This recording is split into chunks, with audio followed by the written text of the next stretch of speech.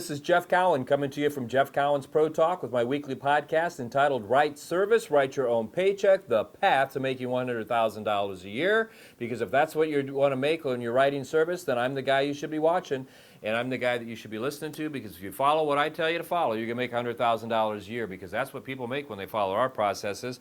If you don't want to follow our processes, then stumble around out there and make 30 or 40,000. That's up to you. It's your life. But if you listen to me, I'm going to show you how to get to $100,000, because 20% of the people out there writing service today are making that amount of money. It's a lot of money. It's a lot of fun to have that kind of money. Hey, we're in the tail end of a series here that we've been doing, and it's all based on finding the right service advisors, hiring the right service advisors, and keeping the right service advisors. And it's been a 4-part series. We're to part number 4. Now, and the reason we're talking about this is because, like I've stated in every one of these messages, one of the biggest questions that I get consistently when I'm out and about or people call me or whatever is how do you find great service advisors? How do you find service advisors? How do you keep service advisors? How do you train them? Whatever, right? So we did a series on it, and we discovered that there's one of 4 reasons why you're having trouble with this. Number 1, it's your ad. You're not running the right ad, so you're not attracting the right people, or you don't know how to interview once you do find the right people, or when you bring them in, you don't enter them into the job the right way, or finally, and what we're going to cover today, is you don't train them and keep them motivated so that they want to stay and they see this as a true career instead of just a job or a stepping stone to something else. So today, let's talk about their first few days, their first few weeks, their first month, and beyond. Okay, so again, we ran the ad, we got the right person in, we interviewed them, we told them what the job was, we told them how it was to be done, what type of results they were supposed to get, because we showed them a contract, what happens when they get those results, what happens when they exceed those results, what happens if they fail to do that or they fail to follow the process. We decided to join with them and partner up with them. We hired them. Took them 2 weeks to exit their old job, so we give them some training to do so we could kind of monitor, how they handle the training and whatnot, give them some assignments before they show up the first day. And then they showed up the first day, and I showed you how we're going to introduce them immediately to that contract and have them sign it so everybody understands exactly what's going on here, how we're going to introduce them to the people on the staff, the facility, and then how we're going to introduce them to training. So now we've got them here. So their first day, okay, the first day, what you want to do is you want to talk to them about the delivery. Or you want to start delivering your training. So you want to take this step by step. And I know what you're thinking. You're thinking, Jeff, we're so busy as managers. We're so busy as businesses. What you're talking about here, this takes 2 or 3 days and could take as long as 2 weeks to get somebody prepped for the drive, and we don't have it, man. I need a service advisor that can write right now. Well, how's that working for you? How's it working for you when you go through all the trouble and brain damage to find somebody and you throw them to the wolves? How long do they stay? A week, 2 weeks, a month, 3 months? And if they do stay for long term, what type of numbers are they delivering? And even if they are delivering decent numbers, you got to ask yourself, how much better could they be if I took the time and actually educated them on how to do what it is I need done? So it's real simple. You're going to put a few days and maybe as much as a week or 2 into them now, and not have to deal with a bunch of brain damage and heat cases and bad surveys and bad customer retention and no sales, or you're going to put this time into them now, and you're not going to have heat cases, you're going to have perfect survey scores, you're going to have high sales, you're going to have high customer retention. It's really up to you. If you want them to stay, you got to give them a reason to stay, and people love training. So you're going to start your training the first day. And so that first day, you're going to show them what a write-up is. You're going to show them exactly how to do the write-up, how to walk out and greet somebody, how to ask diagnostic questions. You're going to introduce them to how to tell the customer they're in the right place, confirm with the customer they're in the right place, talking to the right person. You're going to show them how to walk around a vehicle. You're going to show them how to point things out. I know this sounds like a lot. And you're going to stop there that first day. And you're going to take those things and you're going to role play. Remember, it's just you. There's a lot of stuff to cover, but it's just you and them. And if you're not going to do this, assign somebody to do this for you. So you're going to have them role play this, right? And you're going to get them to where they're nearly letter perfect, okay? The second day they come in, you're going to immediately out of the gate, you're going to play those same things, the meet and greet, the diagnostic questions, the reconfirming techniques, how to walk around a car and point things out. You're going to make sure they can still do that, and then you're going to build on that by showing them how to make a benefit-based presentation. You're going to show them how to ask for the sale, and you're going to show them how to handle some light objections they're most likely to get, and then set the customer up for realistic expectations. And then you're going to role play that part of it. Okay, and then by the end of the day, you're going to take what you learned the first day and the second day, and you're going to role play it all together to make sure they clearly understand it. The third day they come in, either you or whoever's doing this training is going to role play that again right out of the gate, make sure they've got all that down, and then you're going to show them physically how to deliver a car and then how to enter all this stuff into the computer. You might even want to stretch that into the computer stuff into the fourth day. All right, so you see what I'm doing here. Now, what you include in each day is up to you. You decide by how fast they can go, but you're basically stair-stepping them into how to do the perfect write-up and delivery of a vehicle. Okay, so we're going to make sure that they're comfortable with it. If you want them to go out and be successful, you have to make sure that they understand what it is you want said, how you want it done, so they have a fair shot to when they get out there to actually be successful. The more time you put into training them, the more confidence they're going to have when they go out there, and the more confidence they have, the more successful they're likely to be sooner. Now, the best example, I talk a lot about this, but it had such a big impact on me when I first got into sales. The first real sales job I had, I talk about a lot, is I sold furniture. And the reason I say first real sales job is because they had a training program, and it wasn't much different than what I just described to you right now. We actually had to go through 2 weeks of full training.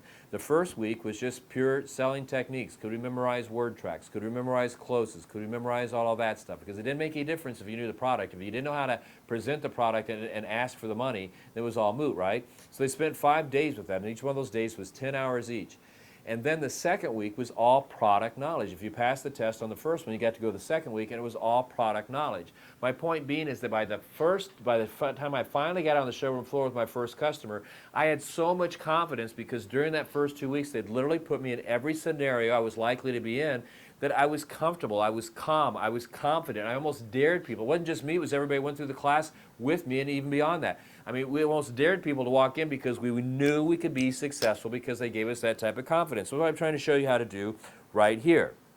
So now, you spent the first 4 or 5 days just showing them how to write up a ticket, how to greet the customer, how to talk to the customer, the 15 or 16, maybe 20 basic word tracks you've had. You've got to memorize that.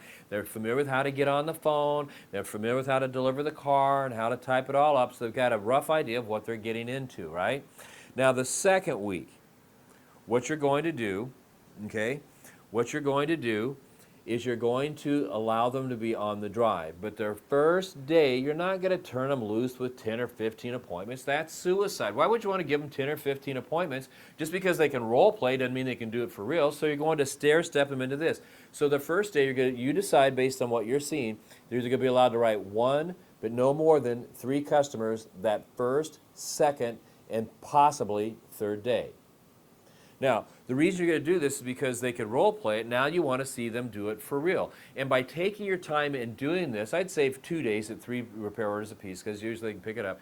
If there's any bumps in the road, there's any mistakes, they're only making it with 1 to 3 people. They're not making it with 15. So once they prove to you after the second day they can handle 3, then you bump them up to 5 to 6. You watch them for a couple of days with 5 to 6. Are there any bumps in the road? Because again, it's better to have a bump in the road with 5 or 6 people than it is with 15. Once they prove to you they can handle 5 to 6, so then you move them into 7 to 10, and again the same thing there, and then from 10 to 12, and from 12 to 15 until they're perfect. Now this may take you, it probably will take you a couple weeks to get them up full bore, up to 15. You're looking at this and everything I said up to this point, you said, man, Jeff, you know, I've already got 3 or 4 weeks invested in these people. I know, but what you've done is you've stair-stepped them into it, you've given them confidence, you've given them a chance to get their arms wrapped around this, you've gotten the opportunity to see what their strengths and weaknesses are. They've got all types of confidence. They're successful right out of the gate. So now that they know how to do it and they know how to do it your way, they're more likely to get the perfect survey scores, no heat cases. They're more likely to get the customer retention because their customers are going to love them, and they're going to learn right from the gate how to get upsells. Because I've said this dozens of times. If you hire a brand new service advisor and within the first 60 days, 60 days, they're not meeting your minimum standards, they never will. The average service advisor typically didn't accomplish that because nobody takes the time to work with them, and they let them develop all these bad habits, and then we spend the next 3 or 4 years trying to unwind the bad habits. Reverse that. Take 2 or 3 weeks and stair-step them into it so there are no bad habits, and you get a nearly perfect service advisor that within 30 to 60 days they're meeting and exceeding your minimum standards. That's how you show them, and they experience success because they got confidence, they're making money, they're not getting their head ripped off every day, and they now see this is not just a job, but it's a career with a real leader and a real company where they've got a shot to really make something of themselves. So where do you go from there? Well, I'll tell you in a second, but before I do that, I want to tell you about this book right here, Right Service, Write Your Own Paycheck, The Path to Making $100,000. Look, a lot of you are stumbling around out there, about 80% of you making $30,000, $40,000 a year. That's not bad money in some areas of the country, but you're not going to do anything with that. I mean, let's just cut to the chase. If you're going to be there for 10 hours a day, you want to make 6 figures. You know what? At least get close to that, 80, 90, 100,000. And you know what? People who read this book, follow the training program that I have on video, and do what I say, they make that kind of money. Now, I'm not saying that everybody out there that makes $100,000 a year writing service has gone through my course, but I will tell you this. Everybody out there that's making $100,000 a year is doing what I say in this book, because it's not that hard to do, right? So, but it took them years to do that. I'm going to show you from the get-go how to immediately walk out there and make this kind of money right out of the gate. You just simply have to buy that book and or buy the video program, and we'll show you how. I mean, if you're going to be there 10 hours a day, let's make $100,000 a year doing it. Another way you can do this is you can come and see me in a workshop. I've got 4 coming up, 1 in Toronto, 1 in Phoenix, 1 in Atlanta, 1 in Indianapolis. These are almost sold out. I'm going to be there teaching them. These are the best. I don't care if it sounds pretentious. These are the absolute best workshops in the marketplace. Nobody beats me. I've not met the person yet that can beat me in these workshops and do one that's any better. It's got the strongest world-class content available anywhere. It's delivered with passion, it's delivered with style, and it's delivered in such a way that people love it and buy into it and go back and are instantly successful. So sign up for one of those. All right, that's what you want to do. That's my big commercial. I got this book, and I got a friend's book here called The Theory of Five, Chris Saraceno. You get that, Chris Saraceno, Theory of Five on Amazon.com. Great book here. Last time I'm going to promote his book because I really want you to buy mine. But this is a good book. I got to tell people about it. I really, he sent it to me. He signed it. It just, it's just a good book. It's one of those ones that's going to be a classic.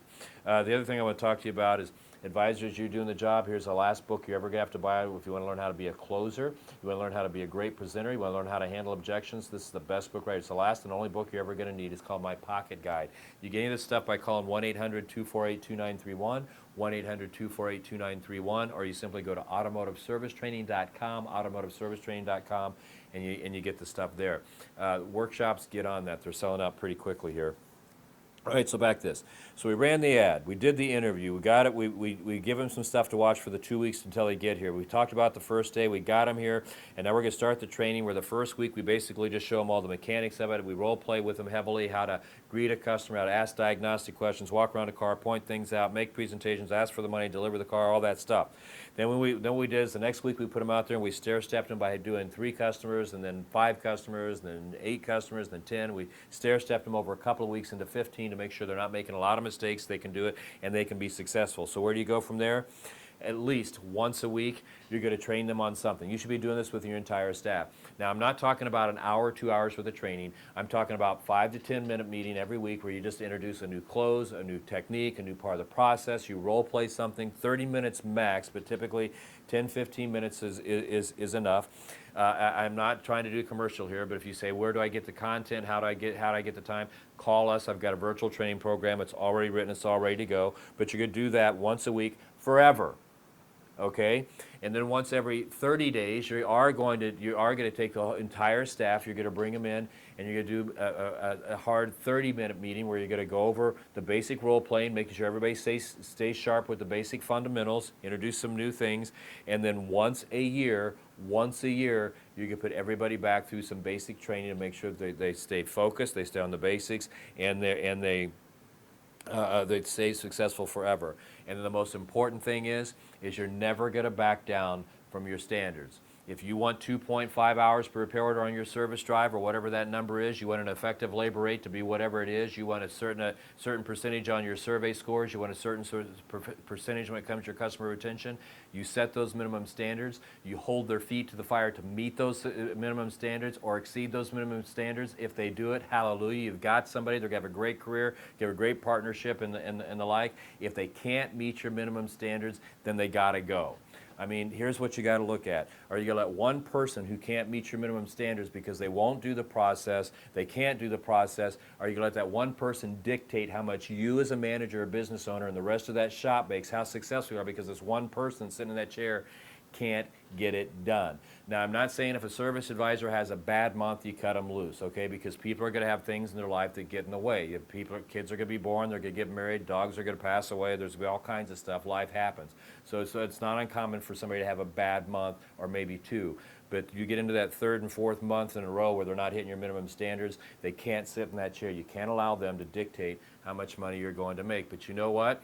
If you run the ads like I said, you interview the way I said, you introduce them to the training before they get here, you introduce them the way I said the first day, and then you train them the way I outlined here today, you won't have to worry about that because these people right out of the gate within 30 days are going to be meeting your minimum standards. They're not going to have heat cases. They're going to have near perfect survey scores. They're going to have customer retention that within a year builds up to over 80%. They're going to sell the maximum amount of service. You're going to make the maximum amount of profits. You're not going to have to worry about finding service advisors because the best are going to work for you, and the people that you've trained and taken the time and put the effort into doing what I said here today, they're going to stay with you and stay with you forever. And the only way you'd ever lose them off the service drive is because you promote them because they're that damn good. You want your people to be the best in the business? Follow my processes. Get this book. Come on, get off that chair, pick up the phone, get your credit card out, and let's get serious about this. While you're out there fumbling around with this stuff, you're going to be there. Let's get it done because you go home tonight, mom and dad, and your kid wants a swing set and they don't have one. It ain't their fault. Come on, let's live life. And it's fun to do. Success is fun. It really is. I've had so many people come up and tell me, give me the best compliment I could get. Jeff, I used to think this was a job where every day I showed up and I got yelled at and screamed at and beat up. But once I started following your processes, I not only made a ton more money, but if I get yelled at once a week, it's a lot. I saw what I used to see as a job and a stepping stone to something else. By following your processes and having a good leader, I now see this as a career I can be proud of and stay in for a lifetime. My name's Jeff Cowan. I have a company called Jeff Cowan's Pro Talk, and you just experienced my weekly podcast entitled Right Service, Write Your Own Paycheck, The Path to Making $100,000. We just gave you a 4-part series on how to find people and keep them. It works. Try it. Between now and next week, the next week's podcast, go out and find as many customers as you can, get them happy, get them excited, get them buying, and make the commission and live the life you so deserve. This is the United States of America, man. It's great. Let's enjoy it and take advantage of it all. I'll see you next week. And hey, we're in the middle of summer. I'm looking out the window here, triple-digit numbers. Stay hydrated. Make sure your pets, if they're outside, they're hydrated as well. Don't be mean to your dogs. As a matter of fact, try to be the person your dog thinks you are. This is Jeff Cowan. Goodbye, everybody. Thanks for watching.